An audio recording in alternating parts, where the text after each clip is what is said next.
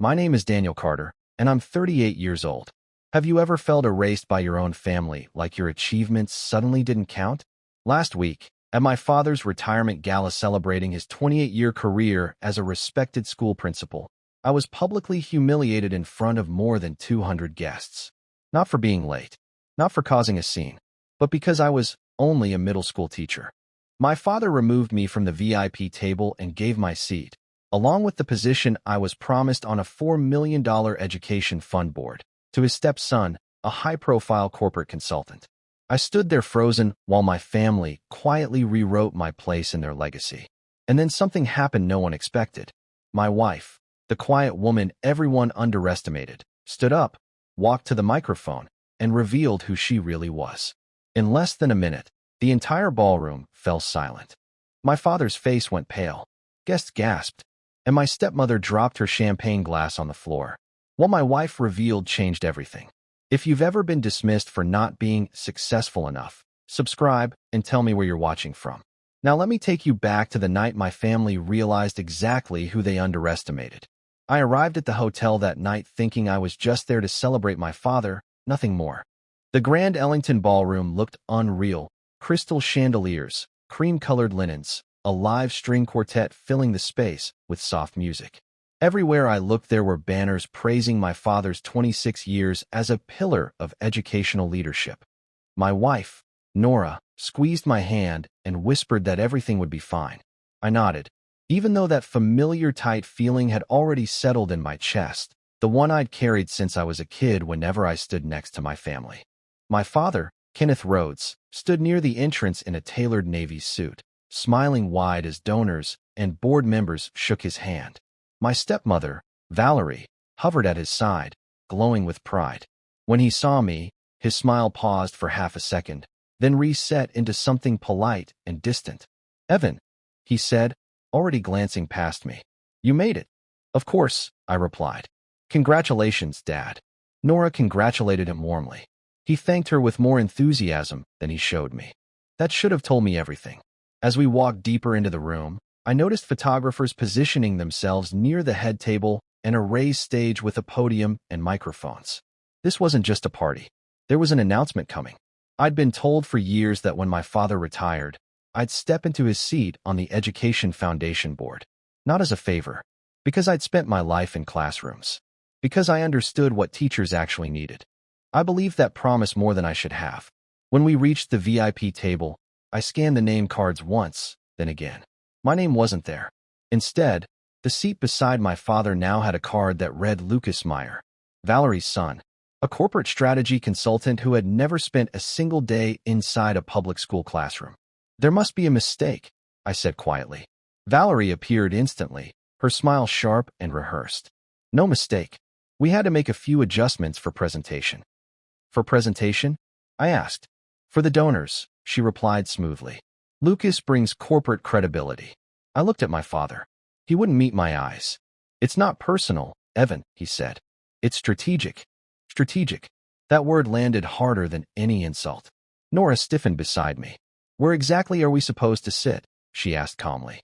Valerie pointed toward a table near the back of the ballroom, half hidden behind a decorative column. "Teachers, district staff, the people who didn't matter tonight. You'll be more comfortable with your peers," she said. As we walked away, I could already hear Valerie loudly introducing Lucas to donors, praising his international clients and executive mindset. With every step, I felt myself shrinking. The teachers at the back table greeted me kindly, but I could see the pity in their eyes. I couldn't bring myself to sit. I just stood there watching my father laugh and toast with people who saw him as important, while I became invisible in real time. Then the lights dimmed. My father stepped onto the stage and tapped the microphone. The room went silent. He spoke about leadership, legacy, sacrifice, and family. When he said family, he gestured only toward Valerie and Lucas. He praised Lucas's ambition, his success outside education, his ability to see the bigger picture. Then came the announcement. "I'm proud to announce," my father said, "that Lucas Meyer will be joining the Education Foundation board as my successor." The applause hit like a wave. My ears rang. Nora grabbed my arm because she felt my knees buckle. And then my father raised his glass again, smiling. Only the children who made me proud will carry my legacy forward. He looked directly at me. Evan, he said calmly, you can go now. The silence afterward was brutal. I stood up slowly, my face burning, my chest tight, the weight of years crashing down all at once.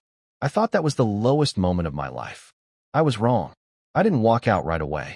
That's the part people don't understand. When your own father dismisses you in front of hundreds of people, your body doesn't react like in movies. There's no dramatic exit, no clever line. There's just this heavy pressure in your chest, like your lungs forgot how to work. I stood there for a few seconds too long, long enough for whispers to start spreading across the room, long enough for phones to come out, long enough for the humiliation to fully set in. Nora stood beside me, silent but solid. She didn't rush me. She never does. That's one of the reasons I married her. She understands that sometimes the most important thing you can do for someone is simply stay. Around us, the party restarted in an awkward, uneven way. Glasses clinked again. The quartet picked up their music. Conversations resumed, but quieter now, charged with curiosity.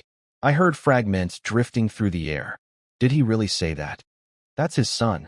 I thought Evan was the teacher. Guest teaching wasn't impressive enough. I finally sat down at the back table, not because I wanted to, but because my legs gave out. One of the teachers slid a glass of water toward me. I nodded my thanks without trusting my voice. Across the room, Lucas was already shaking hands, smiling like he'd just won an award he fully believed he deserved. Valerie hovered proudly at his side, occasionally glancing in my direction like she was checking whether the problem had been successfully removed. Nora leaned in and whispered, "We can leave whenever you want." "I know," I said. "Just give me a minute." That minute stretched into several. My mind replayed the last 20 years on a loop. My first classroom. My first paycheck that barely covered rent. The nights grading papers until 2 in the morning. The parents who cried in conferences because someone finally believed in their kid. The students who came back years later just to say thank you. All of it reduced to "you can go now." Then my father started his rounds. He moved from table to table, soaking in praise, shaking hands, accepting congratulations. When he passed near the back, his eyes flicked toward me for half a second before sliding away. He didn't stop. He didn't acknowledge me. It was like I'd already left. That was when something inside me finally shifted. Not anger. Not sadness. Clarity. I realized I had been waiting my entire life for a version of my father that didn't exist. A version who valued effort over image. Impact over income. I'd shaped my choices around the hope that one day he'd see me and say, "You did good." And in that ballroom, surrounded by chandeliers and applause, I finally understood that no matter what I did, that moment was never coming. Nora squeezed my hand. "He doesn't get to define you," she said quietly. Before I could answer, my phone buzzed. A text from an unknown number. "Are you okay?" I frowned. Then another message came through. "Turn around when you can." I looked at Nora, confused. She didn't react. She was staring toward the stage with an expression I couldn't read. "What's going on?" I asked. She exhaled slowly. "I was hoping we'd make it through the night without this," she said. "But I think that's not happening." "What are you talking about?" She stood up. Not abruptly, not dramatically, just calmly, like someone getting up to refill a drink. A few people noticed. Then more. The ripple of attention spread faster than I expected. Nora walked toward the stage. My first instinct was panic. I stood up halfway, ready to follow her, but she turned back and gave me a look. Not a warning, not a question. Reassurance. The kind that says, "Trust me." She climbed the steps to the stage just as my father was finishing a conversation with a donor near the podium. He noticed her too late. She reached the microphone and waited. Didn't tap it. Didn't clear her throat. She just waited. The room slowly quieted. My father frowned. "Excuse me," he said. "This isn't scheduled." Nora smiled politely. "It won't take long." Valerie stood up immediately. "Who do you think you are?" Nora glanced at her, then back at the crowd. "My name is Nora Bennett," she said evenly. "And I'm Evan's wife." A few heads turned. Some people nodded politely. Others looked confused. "I wasn't planning to speak tonight," Nora continued. "But after watching my husband be dismissed for dedicating his life to education, I feel like there's something everyone here deserves to know." My heart started pounding. I could feel every pair of eyes slowly shifting toward me. "This event," Nora said, gesturing around the ballroom, is about celebrating a legacy in education. So I'd like to ask a simple question. Who here learned to read without a teacher? Silence. Who here succeeded without one? More silence. She let it sit. Teachers don't make headlines, she continued. They don't sit at VIP tables, but they build every person in this room. My father stepped forward. Nora, this is inappropriate. She turned to him, calm but unflinching. What's inappropriate is dismissing the people who do the actual work. Lucas laughed softly from his seat. With all due respect, he said, this is a retirement gala, not a protest. Nora nodded. You're right. So let's talk numbers instead, since that seems to matter here. The room stiffened. My husband makes $48,000 a year teaching middle school, she said. He spends about $6,000 of that on classroom supplies. Out of pocket. Murmurs rippled through the crowd. Do you know how many students he's taught in 12 years? She continued. Just over 900. Do you know how many of them graduated high school, college, came back to say he changed their lives? My father opened his mouth. No sound came out. Nora took a breath. Now let me tell you who I am. And that was the moment everything stopped feeling real. Nora paused like she was giving the room one last chance to interrupt her, but no one did, because the energy had shifted and everyone could feel it.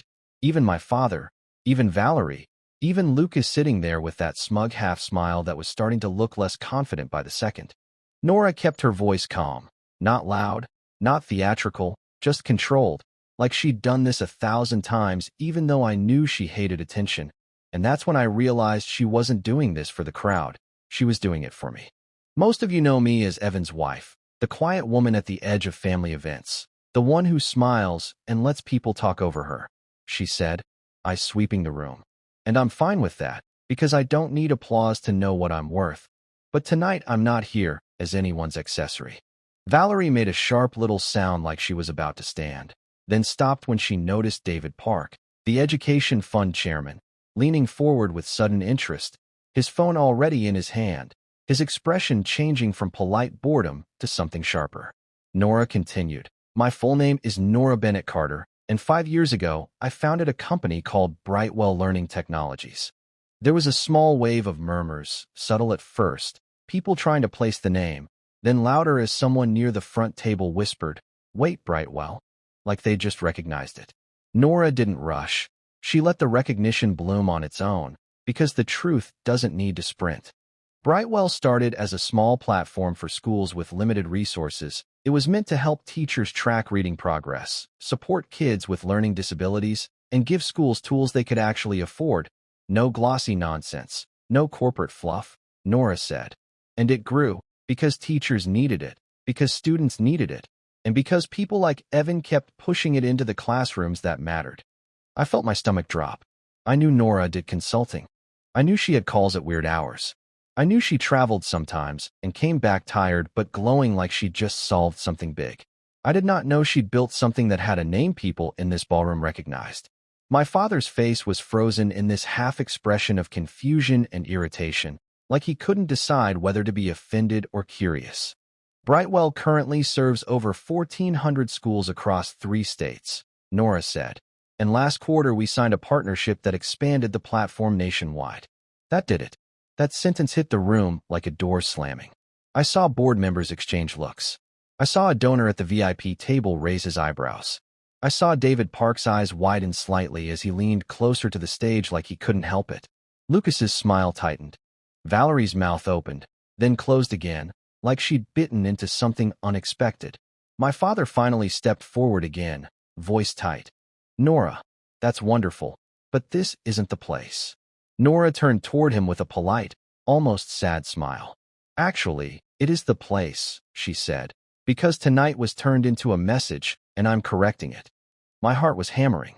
Every instinct in me wanted to stop her, not because she was wrong, but because I could already feel the fallout coming like a storm, and I'd spent my whole life being trained to avoid storms in this family.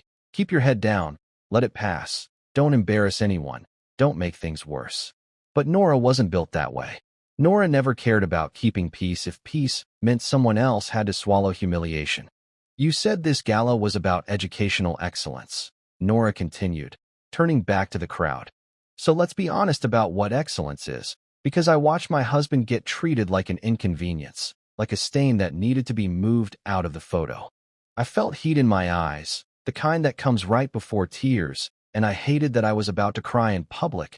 Hated it, because my father would take that as weakness, Valerie would take it as proof, Lucas would take it as entertainment. Nora's voice softened slightly, not in volume, but in tone, like she was speaking directly to me now. Evan doesn't teach because he couldn't do anything else, she said. He teaches because he can do what most people in this room can't. He can walk into a classroom full of kids who hate school, who feel stupid, who feel invisible, and he can make them believe they matter, that they're capable, that they're worth effort. The room was dead quiet. Even the waiters stopped moving, trays held still, heads turned toward the stage like the entire event had been snapped into a different reality. Now, about this $4 million education fund, Nora said, and the room tensed instantly, because now she was stepping on the real power structure in the room, the money, the board, the prestige, the thing everyone here secretly cared about more than the speeches. David Park cleared his throat but didn't speak, like he was trying to decide whether to stop her or let it play out. The fund is sponsored by a donor, Nora continued. A donor whose contribution has conditions, and those conditions exist for one reason: to make sure the money actually supports educators instead of becoming a trophy for people who want to look generous. My father's eyes narrowed. Valerie stiffened like she'd been hit by cold air. Lucas sat up straighter, suddenly alert. Nora kept going. The donor requires that at least one board seat be held by an active classroom teacher, not an administrator, not a consultant, not a corporate strategist, a teacher, someone who knows what schools need beyond buzzwords. My father's face went pale enough that I noticed it from across the room. That's not true, he snapped, too fast, too sharp, like he was reacting out of fear, not certainty. Nora nodded like she expected that response. It is true, she said calmly. It's written into the sponsorship agreement, Section 6, 2, Classroom Educator Representation.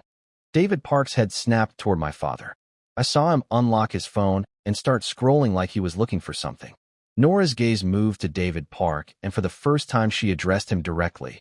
Mr. Park, you received my email 10 minutes ago, along with the full contract, the one your committee signed. David Park looked like someone had poured ice water down his spine. He checked his phone again, his thumb moving faster now. What email? Valerie hissed, leaning toward David, but he didn't answer her because he was reading and his face was changing in real time. The room started buzzing softly, like 1,000 people whispering at once, but trying not to be obvious. My father stepped toward the microphone again, voice dropping into that authoritative principal tone he used to shut down students and teachers alike. Nora, you're out of line. Nora didn't flinch. No, she said. I'm finally in line with the truth. Lucas laughed again, but this time it sounded thin. So what is this? He said, loud enough for others to hear. A power play. Nora looked at him like she'd been waiting for him to speak. Call it whatever helps you sleep, she said. But here's what it is: you don't get to take a teacher's seat and call it progress. Lucas's jaw tightened. Valerie finally stood up, voice sharp. This is humiliating. You're hijacking Robert's retirement. Nora turned slowly toward her. Your husband hijacked it the moment he decided to publicly demote his own son, Nora said, and the room sucked in a collective breath at the bluntness of it. Valerie's face twisted. We're trying to build something bigger than a classroom, she snapped. Nora nodded once. And that's the problem, she said. You think the classroom is small. I felt my throat tighten. I realized everyone in the ballroom was watching not just Nora, but me, watching how I reacted, whether I'd shrink like I always did or stand. I didn't know yet what I was going to do, but I knew one thing for sure. There was no going back to how things were before. Nora lifted her hand slightly, like she was about to deliver the final blow, and her voice stayed calm, almost gentle. The donor, she said, is not going to allow this fund to be used as a status symbol. She paused, and the silence became physical, like pressure in the air. And since the donor is my company, she said, I'm here to tell you that the board appointment you announced tonight is invalid. The room erupted in gasps, actual gasps, loud ones, chairs shifting, someone dropping a fork, phones coming up faster now. People realizing this wasn't just family drama. It was a business earthquake, and my father's face did something I'd never seen before. It broke. My father looked like someone had pulled the ground out from under him. His mouth opened, then closed again, like the words were there, but his pride wouldn't let them out. For a man who built his entire identity on control and authority, losing both in public was something he clearly had no script for. Valerie rushed toward the stage, heels clicking sharply against the floor, her face tight, with panic masked as outrage. "You cannot do this," she snapped, pointing at Nora like accusation alone could undo what was already happening. "This fund is our legacy." Nora didn't raise her voice, didn't move closer, didn't match the energy. She simply said, "A legacy that excludes teachers isn't an education legacy. It's branding." That word landed hard. Branding. I saw David Park stand up slowly, his phone still in his hand, eyes darting between my father and Nora. "Kenneth," he said carefully, "we need to pause this event." Murmurs spread instantly. The donors leaned toward each other. Board members whispered. Someone near the front was already recording openly now. My father finally spoke, his voice hoarse. "This is outrageous. You're blindsiding us." Nora nodded once. "You blindsided your son first." That sentence cut deeper than anything else she'd said. I felt it in my chest. I felt it because it was true. Because he hadn't just taken my seat. He'd taken my dignity, publicly, deliberately. Lucas stood up abruptly, forcing a laugh that fooled no one. "This is ridiculous," he said, spreading his hands.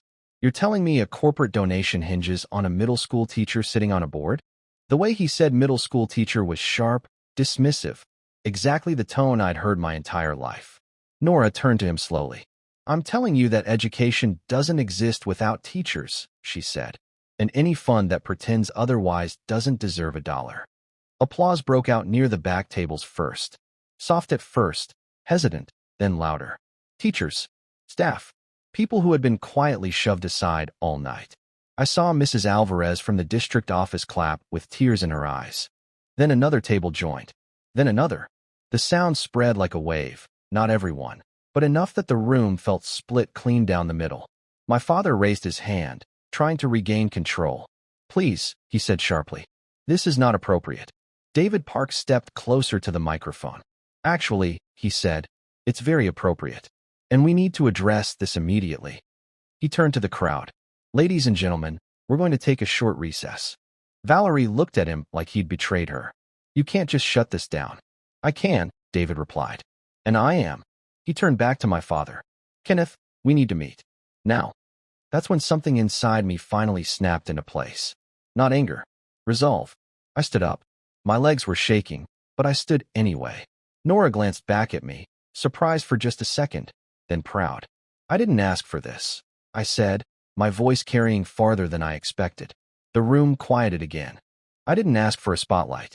I didn't ask to be compared. I didn't ask to be erased." My father looked at me then, really looked, like he was seeing me for the first time in years.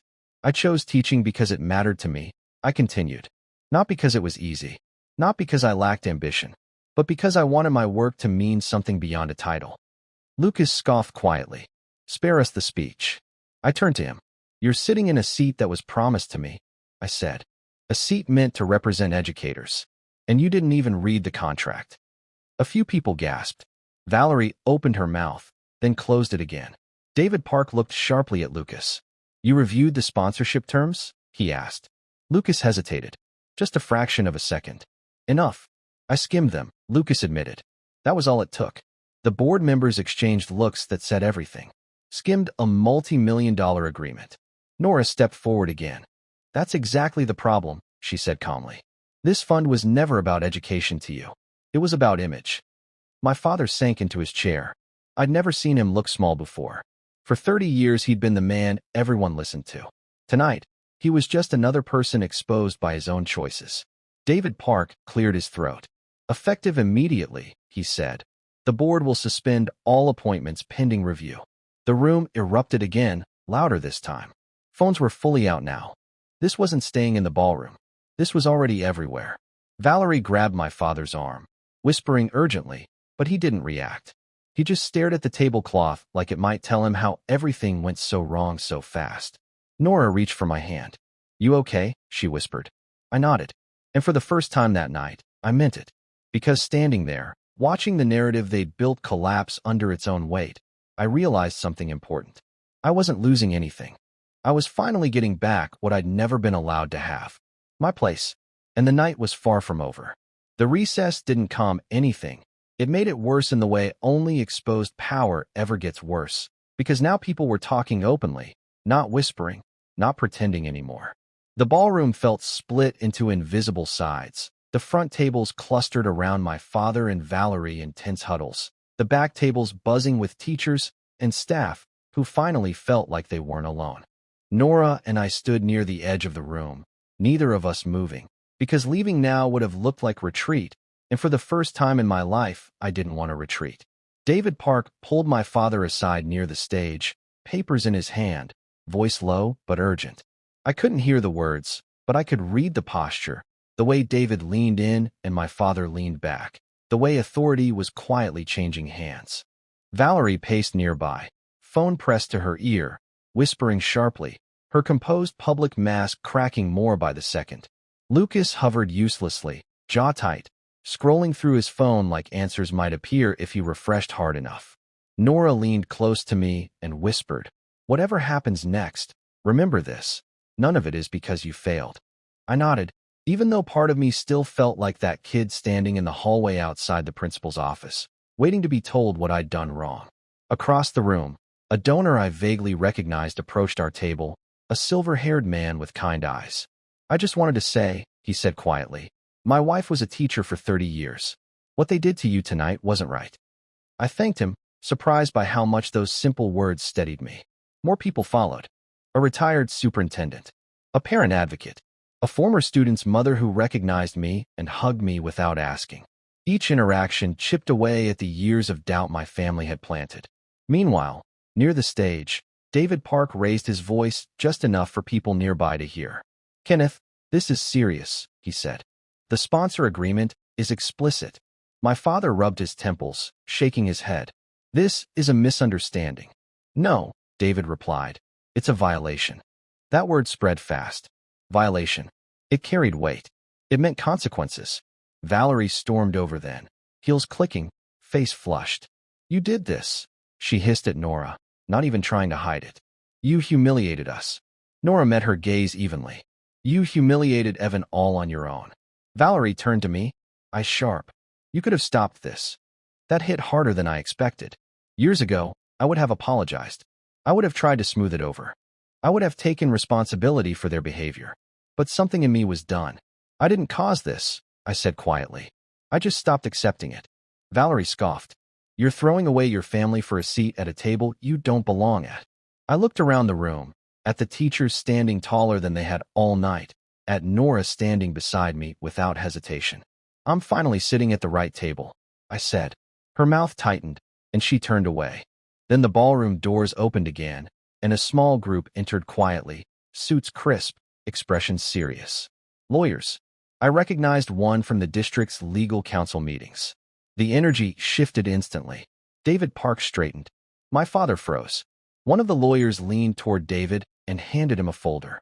David flipped it open, scanned the contents, then closed it with finality. He stepped back toward the microphone. "Ladies and gentlemen," he said, voice steady. "Thank you for your patience. There have been developments that require immediate clarification." The room hushed again, this time with anticipation. "Due to a breach of sponsorship terms," David continued, "the Education Fund is entering a temporary suspension pending board review." Gasps rippled through the room. Valerie cried out, "You can't do that." David didn't even look at her. "We can," he said. "And we are."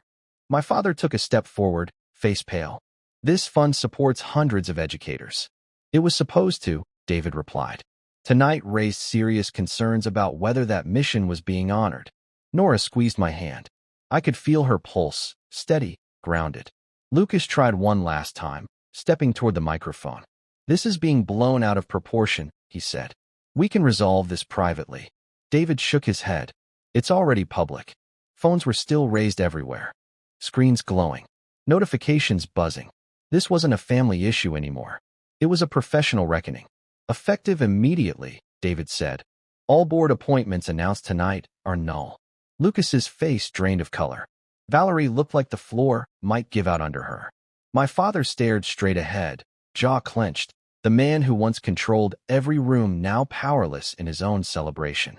And standing there, watching it all unravel, I didn't feel victorious.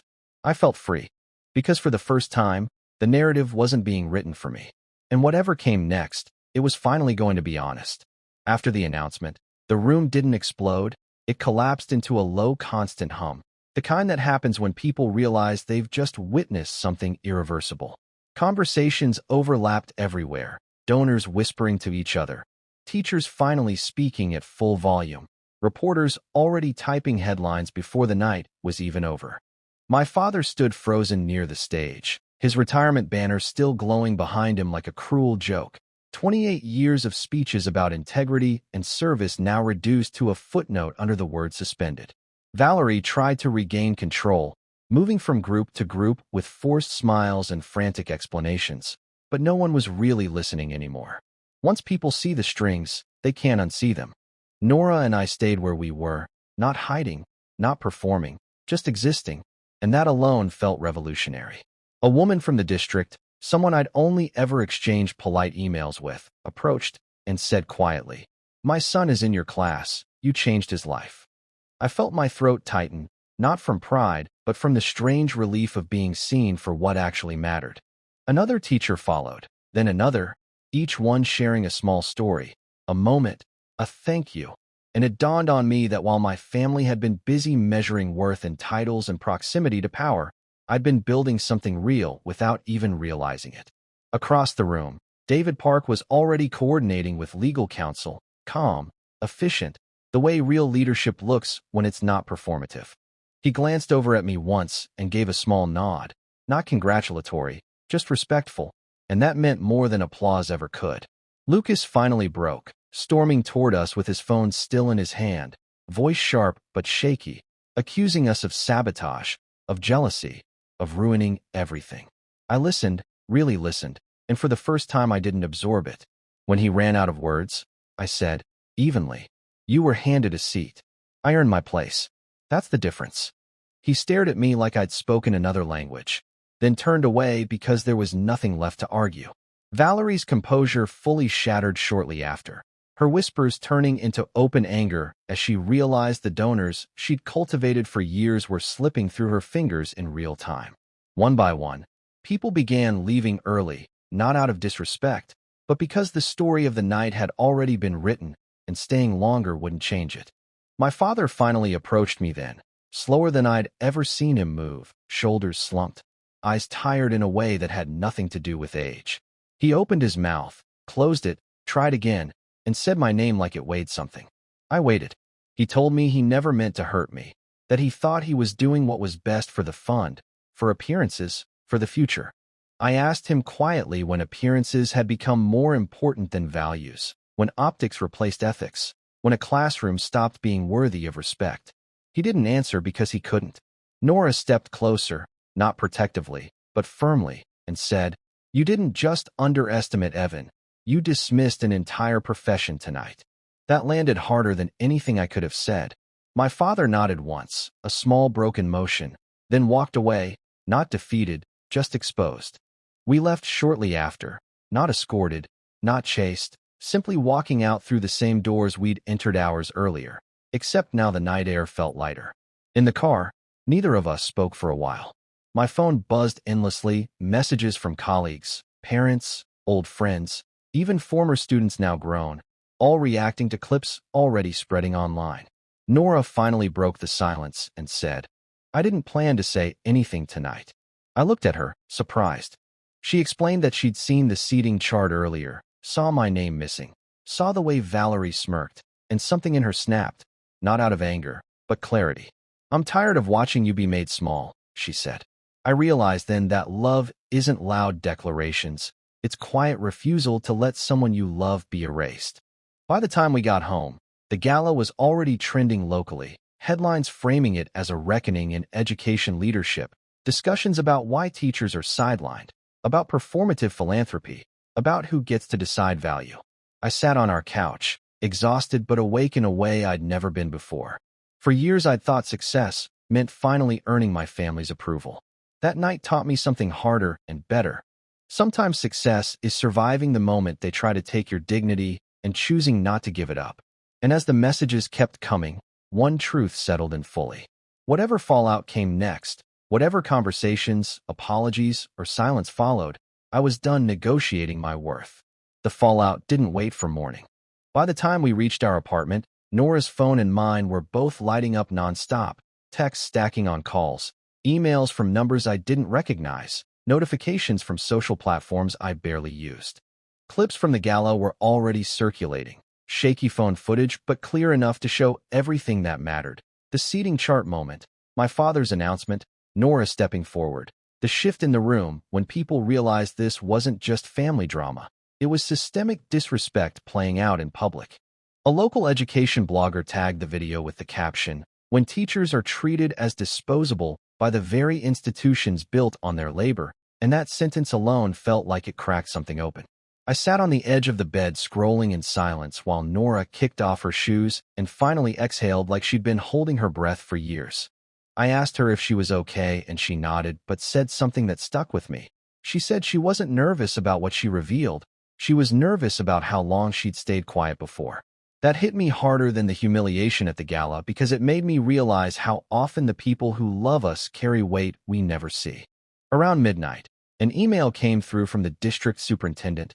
Not formal, not corporate, just a short message saying the board would like to speak with me and that what happened tonight raised serious concerns about governance, representation, and values.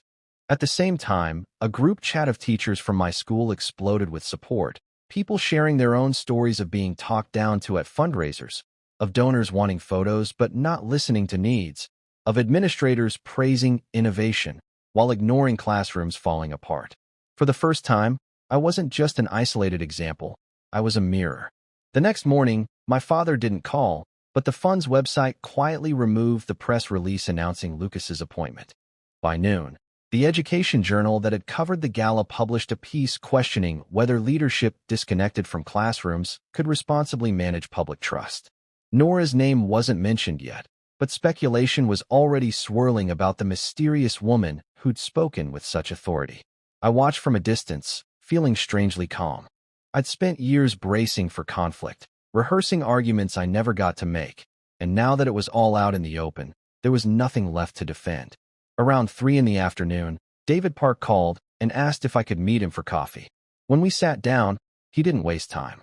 He told me the board was split, some members furious, some embarrassed, but many relieved because they'd felt the same discomfort for years and lacked the leverage to say it. He said something else too, that Nora's disclosure changed the equation entirely, not because of money, but because it forced transparency.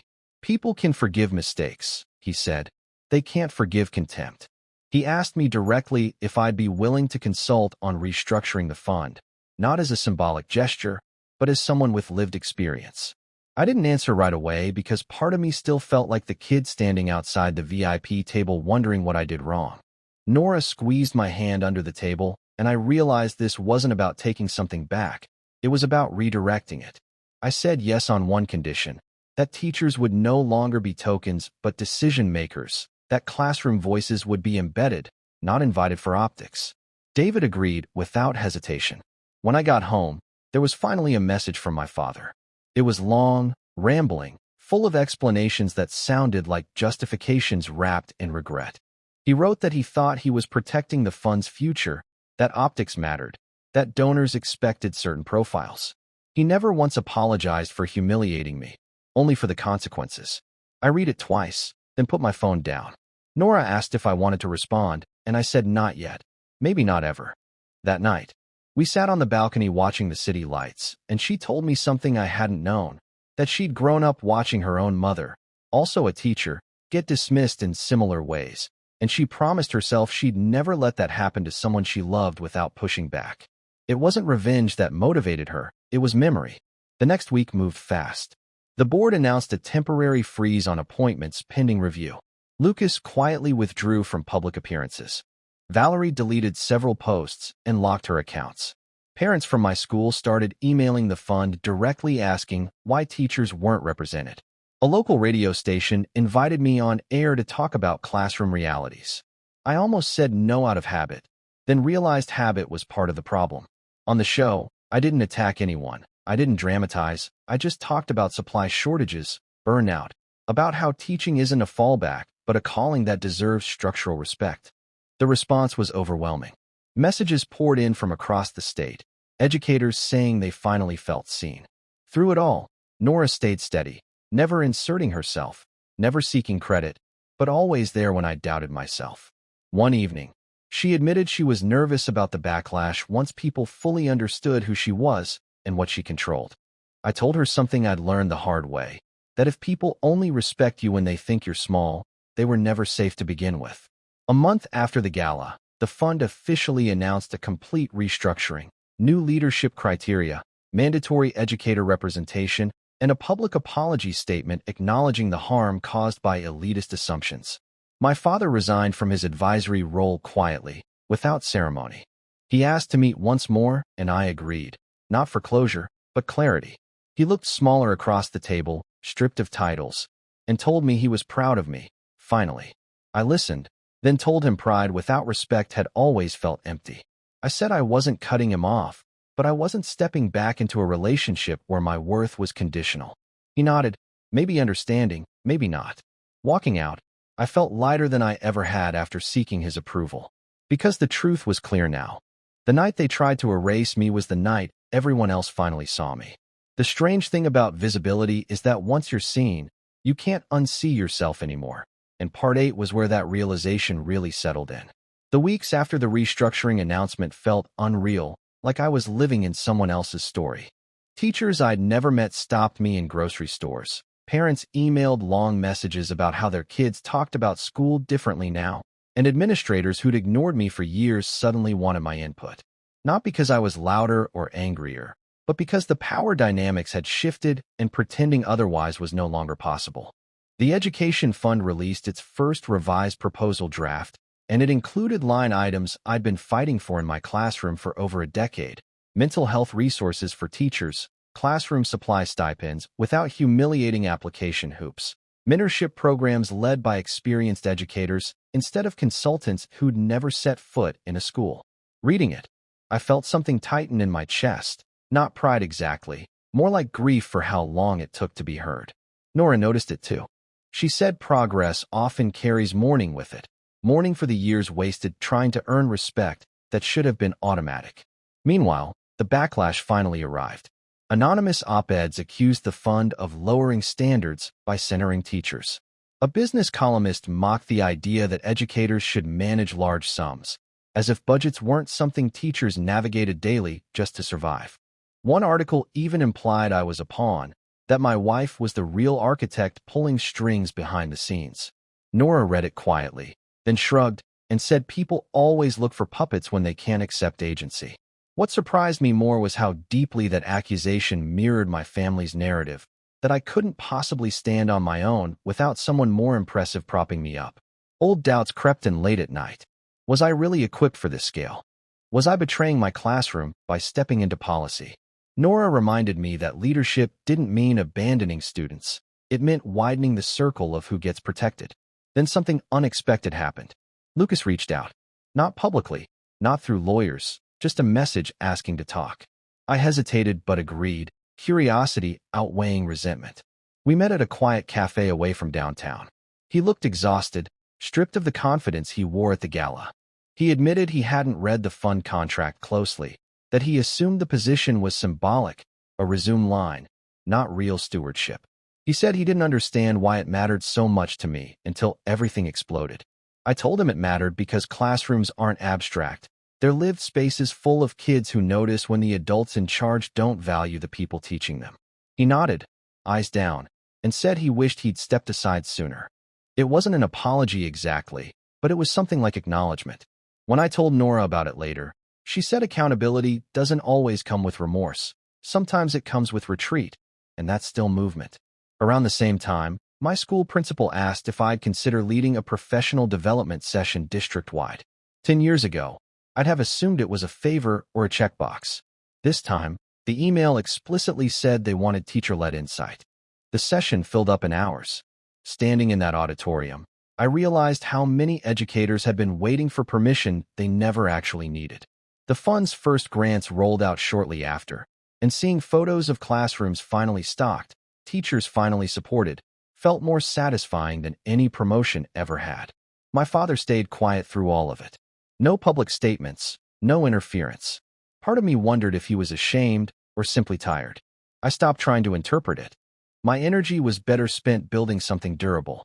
Nora, meanwhile, faced her own reckoning. Industry peers questioned her objectivity now that her work intersected with public education funding. She responded by publishing a transparent report detailing her separation from fund operations, a move so thorough it silenced most critics. Watching her navigate that with integrity reminded me that strength doesn't always announce itself.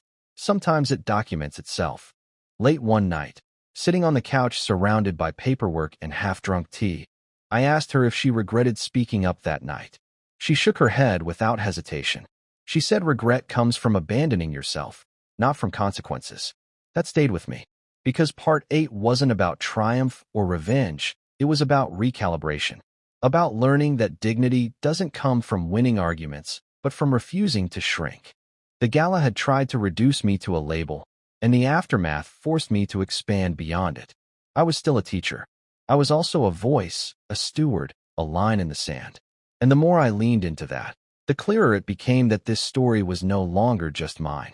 For several days after the fund changes went public, my phone barely rang, emails slowed, even social media cooled down. And that's when Nora told me this was the dangerous phase, not the outrage, not the applause, but the pause. She was right. Behind the scenes, things were moving fast. I found out through a colleague that 2 major donors had quietly withdrawn support from unrelated district programs as a warning. Another board member stopped returning my calls. A consultant I'd never met requested a private meeting to explain the risks of letting teachers influence funding decisions. It wasn't about policy anymore. It was about control. The old structure had depended on teachers being grateful recipients, not decision makers, and now that door was cracked open. At school, the atmosphere shifted too. Parents were supportive, students were oblivious, but administration became cautious. My principal pulled me aside and asked if I planned to stay political. I told him I planned to stay honest. That answer didn't reassure him. Rumors started circulating that I was being groomed for a district role, that I was abandoning the classroom, that Nora was the real power and I was just the face. The same narrative, recycled. One afternoon I received an anonymous packet in my mailbox at home, no return address, filled with printed screenshots, old emails, selective quotes from my teaching evaluations, nothing scandalous, just enough to suggest I was average, that I wasn't some visionary worth listening to. I stared at those pages longer than I should have. Old insecurities have a way of resurfacing when fed the right bait. Nora took the packet from my hands, read it once, then tore it cleanly in half and dropped it in the trash. She said if they had anything real, they wouldn't be hiding behind postage stamps. A few days later, the board chair called an emergency session. No agenda sent. That alone told me everything. When I walked into the room, half the faces wouldn't meet my eyes. The discussion circled for nearly an hour before anyone said what they meant. They were worried about optics again. Worried the fund was becoming too closely associated with grassroots narratives. One member suggested we bring in an external executive director to balance perspectives. I asked directly if they meant someone without classroom experience. No one answered. That was my answer. I reminded them calmly that the fund's charter explicitly prioritized educator leadership, that the changes were compliant, transparent, and already showing impact. One board member finally snapped and said teachers didn't understand large-scale finance. I looked him dead in the eye and asked how many teachers he'd seen manage classrooms with no resources, unpaid overtime, and constant accountability. He didn't respond. After the meeting, Nora met me in the hallway. She'd been sitting quietly in the back, observing. She said softly that the pushback was escalating and that we needed to decide how visible we were willing to be. That night we talked for hours. Not about strategy, but about cost. About what it meant for our privacy, our future, our peace. I admitted I was tired. Not scared, just worn down by the constant need to justify my worth. Nora listened, then said something I didn't expect. She said stepping back would be easier, but it would also teach them that pressure works. She said I didn't owe anyone a fight, but if I chose to stand, she would stand with me fully, no half measures. The next morning, I received an invitation to speak at a statewide education summit. No board approval required. Just teachers, parents, advocates. I almost declined out of instinct, then realized that instinct was the very thing that had kept me quiet for years. I accepted. The speech wasn't dramatic. I didn't attack anyone. I talked about classrooms, about burnout, about dignity, about what happens when people closest to the work are trusted with decisions. The applause wasn't thunderous, but it was sustained, real. Videos from the talk circulated online. Comments poured in. Teachers sharing stories. Parents thanking me. Administrators bristling. That same evening, the fund received 3 new pledges from mid-sized donors, not flashy names, but people who cared. The balance was shifting again. When I got home, Nora was already there, reading through messages. She looked up and smiled in that quiet way she does when she knows something before I say it. She said resistance means momentum, and momentum means we're close to something breaking, either them or us.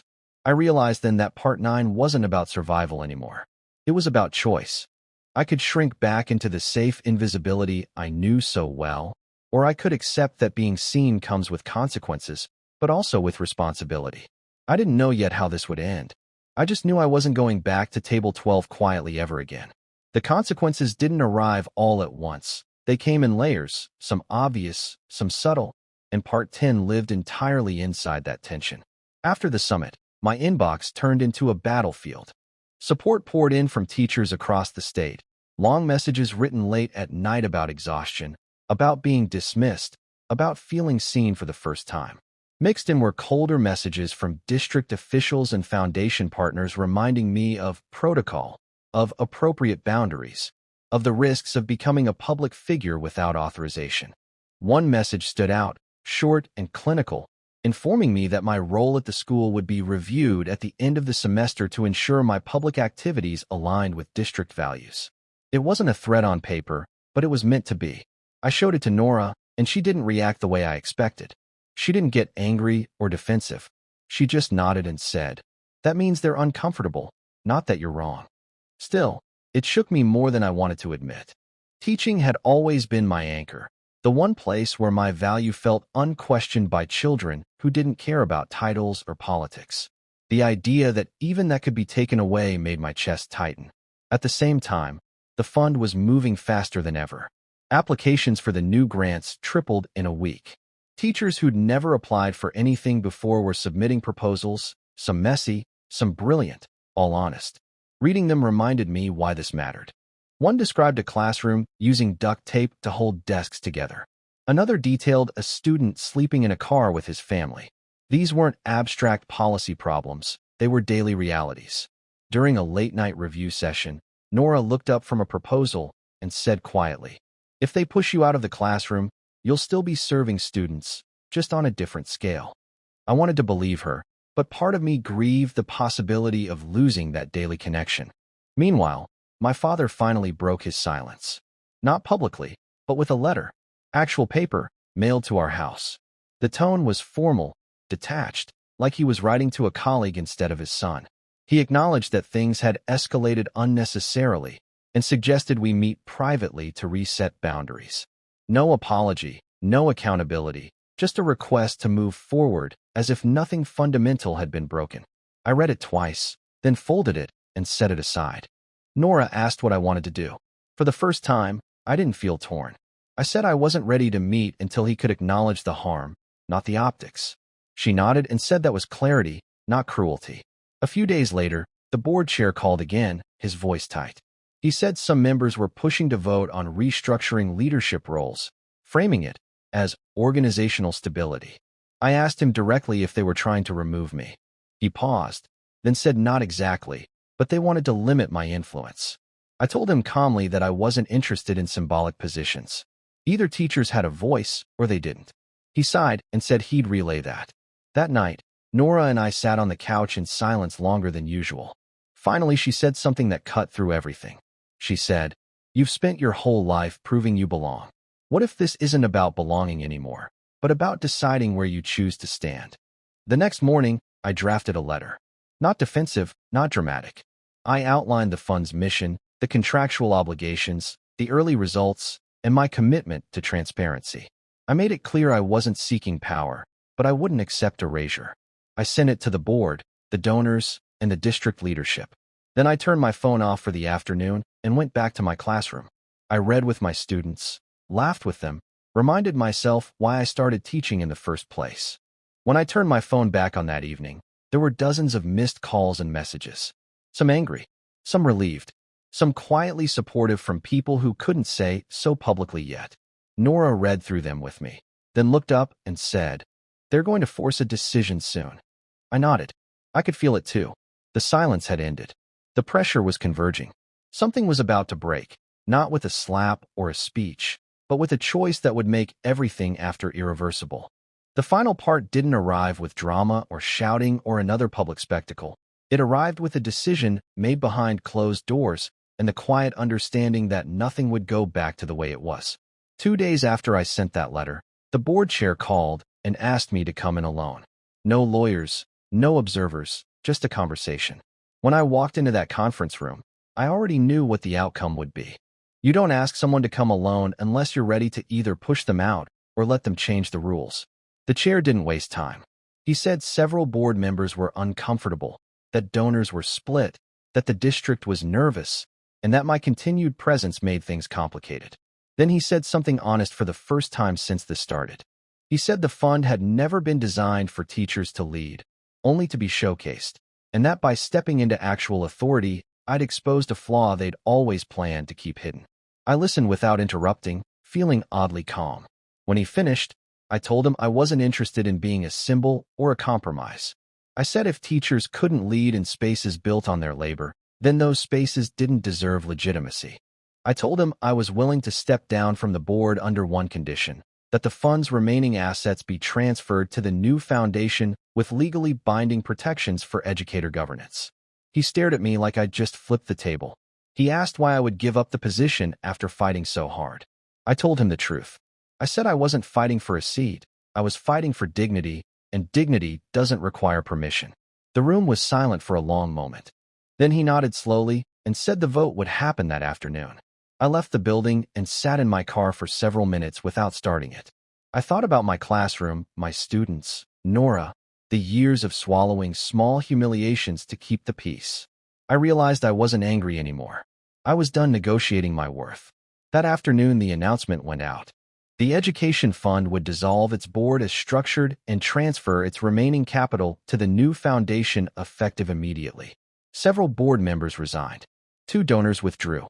3 new ones stepped in within hours. The district released a carefully worded statement praising collaboration. My school sent a neutral email reminding staff of professionalism. And my father sent nothing. When I got home, Nora was already there, sitting on the floor surrounded by documents, smiling like she'd known all along how this would end. She hugged me and said she was proud, not because I'd won, but because I'd chosen myself without becoming bitter. The following week, I stood in front of my students and taught like I always had. No cameras, no applause. Just kids learning, laughing, arguing over group work. One of them asked why I looked happier. I told them sometimes adults finally learn the lesson they've been trying to teach. The foundation launched officially a month later. Not with a gala, but with a simple announcement and open applications. Teachers were elected to leadership roles. Decisions were transparent. Money moved where it was needed most. I stayed on as an advisor, not a figurehead, still teaching full-time, still grounded. My father never apologized. He never asked to meet again. I stopped waiting for it. The absence of reconciliation didn't feel like loss anymore. It felt like clarity. Nora and I talked about the future, about kids of our own, about boundaries we'd enforced from the start. She told me something I'll never forget. She said family isn't who gets to define you. It's who refuses to erase you. Looking back, the gala wasn't the end of my story. It was the moment the wrong people lost control of it. I was never just a teacher. I was a professional who chose meaning over prestige, impact over image. And I don't need a VIP table, a title, or an inheritance to know that. If you've ever been made to feel small by people who should have stood beside you, hear this clearly. You don't owe anyone silence. You don't owe anyone shrinkage. Your worth is not negotiable, not transferable, not dependent on who claps for you. Sometimes the bravest thing you can do isn't to stay and fight, but to walk away and build something better without asking permission. That's not revenge. That's freedom. What was your favorite moment? Drop it in the comments below, and don't miss more thrilling stories like this. Subscribe and hit that notification bell so you never miss an upload.